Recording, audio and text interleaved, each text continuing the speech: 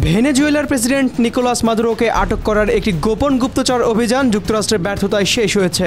যুক্তরাজ্য ভিত্তিক সংবাদ মাধ্যম দ্য ইন্ডিপেন্ডেন্টকে জানায়, অভিযানের পরিকল্পনায় মাদুরোর ব্যক্তিগত পাইলট কর্নেল বিটনার ভিলেগাসকে প্রলুব্ধ করার চেষ্টা করা হয়েছিল, যা এক রুদ্ধশ্বাস থ্রিলারের মতো নাটকীয়তায় শেষ হয়। অভিযানের নেতৃত্ব দেন মার্কিন গোয়েন্দা সংস্থা হোমল্যান্ড সিকিউরিটি ইনভেস্টিগেশনসের অভিজ্ঞ কর্মকর্তা এডওয়ার্ড লোপেজ।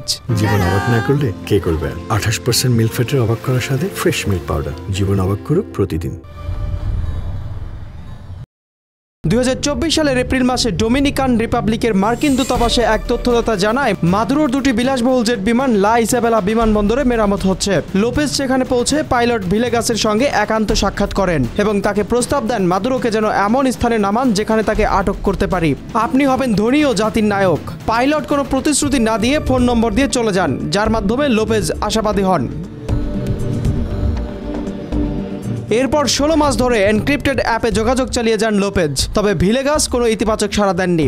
এই সময় যুক্তরাষ্ট্র মাদুরোর বিমান দুটি জব্দ করে, একটি 2024 সালের সেপ্টেম্বরে এবং অন্যটি 2025 সালের ফেব্রুয়ারিতে।